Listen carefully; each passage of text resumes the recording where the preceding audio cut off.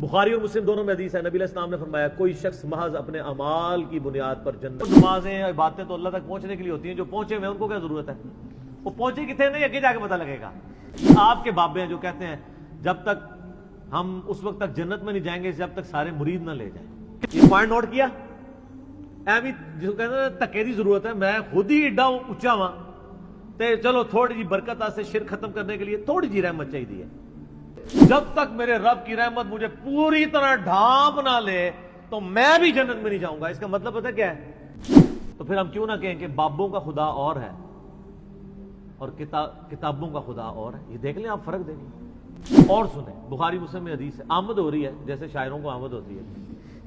نبی علیہ السلام فرمایا کہ تم میں سے جو بھی ابن آدم کا بچہ پیدا ہوتا ہے نا، فرمایا ہاں میرے ساتھ بھی، لیکن میرے رب نے مجھ پہ کرم فرمایا۔ السلام علیکم ناظرین، کچھ دن پہلے میں نے کچھ لوگوں کو دیکھا کہ وہ نماز بھی پڑھتے ہیں، نیکیاں بھی کرتے ہیں، لیکن ان کی باتوں میں عجیب سا غرور تھا۔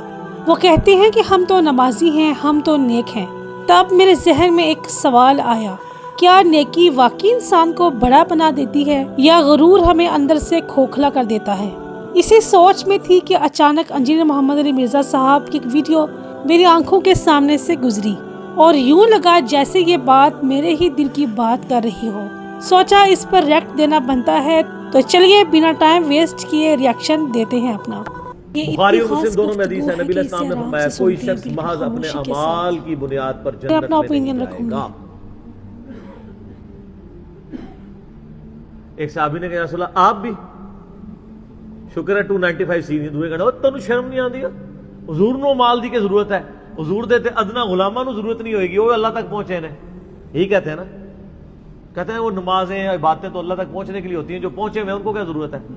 وہ پہنچے کتنے نہیں آگے جا کے پتہ لگے گا۔ وہ اتھے نہیں پہنچے ہوئے جتھے تسی سمجھے ہوئے ہو، کدھر اور پہنچے ہیں جتھے بے نمازی پہنچن گے۔ قالوا لم نکن من المصلین، دوستیوں سے پوچھا جائے گا تم نے کس چیز نے تمہیں دوزخ میں پہنچایا؟ ہو کہ ہم نماز نہیں پڑھتے تھے۔ صحابی نے پوچھا یا رسول اللہ آپ بھی؟ آپ فرمایا ہاں میں بھی۔ اچھا حضور علیہ السلام کے بھی ماتھے پہ کوئی بل نہیں آیا۔ سر جو خدا اورینٹڈ بندہ ہوتا ہے نا وہ اتنا ہی منکسر المزاج ہوتا ہے۔ یہ آپ کے بابے ہیں جو کہتے ہیں جب تک ہم اس وقت تک جنت میں نہیں جائیں گے جب تک سارے مرید نہ لے جائیں۔ کتنے جنت اس نہیں کدھر اور ہی لے کے جاؤ گے۔ یہ تکبرانہ جملے وہ لوگ بولتے ہیں۔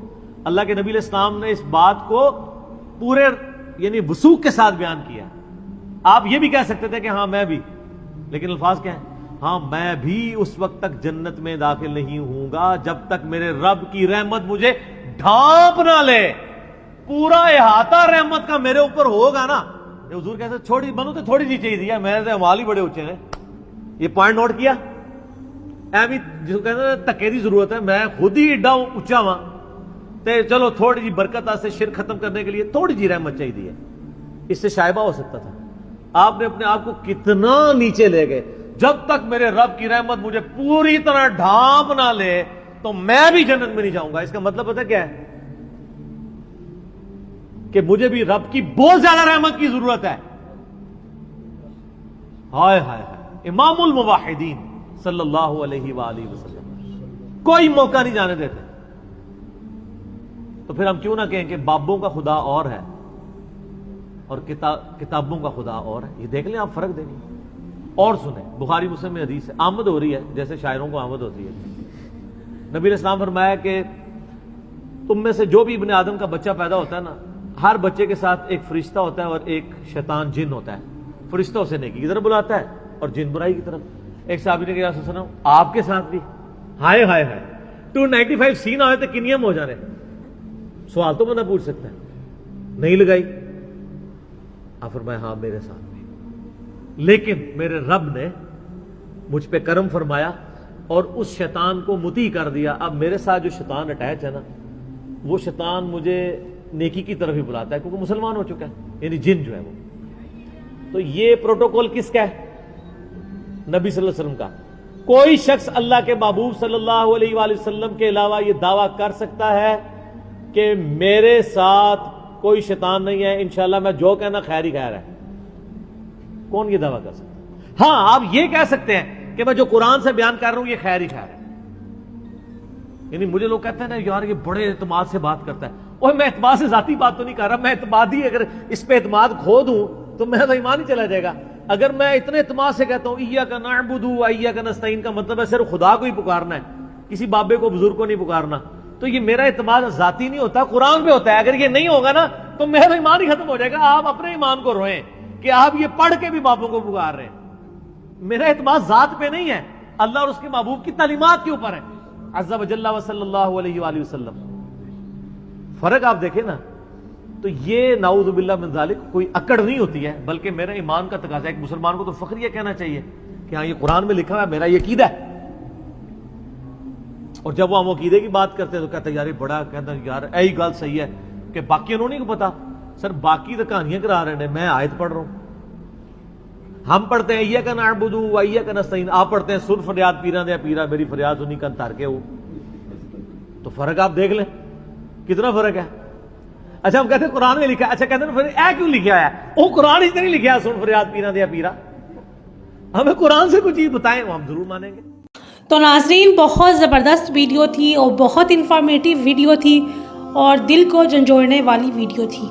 اگر اس ویڈیو پہ غور کیا جائے نا، جو باتیں تھیں عمل کرنے والی وہ انسان کے لیے بہت زیادہ امپورٹنٹ تھی، کیونکہ ایک خطرے کی گھنٹی ہے اس حدیث کو لے کر کہ اگر آپ نے اچھے عمل کیے تب بھی آپ کو خطرہ ہے۔ خطرہ اس وجہ سے کہ اگر آپ کی نیت خراب ہوئی، خراب سے مراد یہ کہ آپ کی نیت ہوئی لوگوں کو دکھانے کی، منافقت ہوئی کہ لوگ مجھے اچھا کہیں گے، پھر آپ کا عمل ضائع ہو گیا۔ ہاں اگر آپ کی نیت بہت اچھی ہوئی، اللہ کے لیے ہوئی، نیت آپ کی نیک ہوئی، تو ہو سکتا ہے کہ آپ کے لیے جنت میں جانے کا راستہ یا چابی مل جائے، لیکن سارا کچھ آپ کی نیت کے اوپر ہی ہے۔ ناظرین جو مرزا علی انجینئر صاحب نے اس ویڈیو کے اندر حدیث کا ذکر کیا، آپ کو پتہ ہے کہ حدیث ہمیں کیا سکھاتی ہے؟ یہ حدیث ہمیں یہی سکھاتی ہے کہ اچھے عمل کرنے سے اپنے آپ کو نہیں روکنا، لیکن جو عمل کر کے ہم غرور کرنے لگتے ہیں نا، وہ بری چیز ہے۔ غرور نہیں کرنا، اچھے عمل آپ نے کرنے ہیں، لیکن آپ نے اچھے عمل کر کے اس پہ غرور نہیں کرنا، ورنہ وہ آپ کا عمل تو ضائع ہو جائے گا۔ اور انجینئر صاحب نے بہت خوبصورتی سے یہ نقطہ واضح کرتے ہوئے کہا کہ اعمال جو ہے نا وہ جنت کی قیمت نہیں ہے، بلکہ اعمال جو ہوتے ہیں اللہ کی رحمت کے مستحق بننے کا ذریعہ ہوتے ہیں۔ یعنی کہ نماز ہمیں یہ گارنٹی نہیں دیتی کہ ہم جنت میں جائیں گے، اور روزہ ہمیں اللہ پر حاوی نہیں کر دیتا، نیکی ہمیں افضل نہیں بنا دیتی۔ اگر اللہ تعالیٰ کی رحمت شامل نہ ہو تو انسان کے ہاتھ خالی رہ جاتے ہیں، اس بات پہ غور کیجئے گا۔ اور یہ بات انسان کے اندر نہ عاجزی پیدا کرتی ہے اور اسے اللہ کے سامنے جھکا دیتی ہے،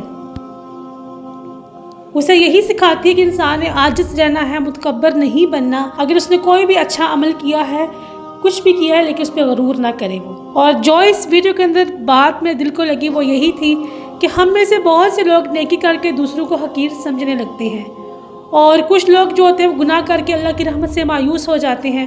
یہاں پہ میں ایک بات آپ کو بتاتی چلوں، یہ باتیں دونوں درست نہیں ہیں، کیونکہ اگر آپ نے نیکی کر کے دوسروں کو حقیر سمجھیں گے کہ میں بہت نیک ہوں، اگلا تو بالکل بھی نیک نہیں ہے، آپ کو تو نہیں پتا نا کہ اس کی نیت کا حال تو صرف اللہ تعالیٰ جانتے ہیں۔ اور دوسری ایک چیز تھی کہ حدیث کے اندر تھی کہ کچھ لوگ ہوتے ہیں اللہ کی رحمت سے مایوس ہو جاتے ہیں گناہ کرنے کے بعد۔ اللہ تعالیٰ کو وہ انسان بہت پسند ہے وہ جو گناہ کرنے کے بعد ہمیشہ اپنے رب کی طرف لوٹتا ہے، اللہ تعالیٰ معاف کر دیتے ہیں انسان کو۔ اور آپ نے یہ چیز کرنی ہے کہ نیکی پہ کبھی بھی غرور نہیں کرنا، اور نہ گناہ کے اوپر آپ نے نا امیدی پیدا کرنی ہے۔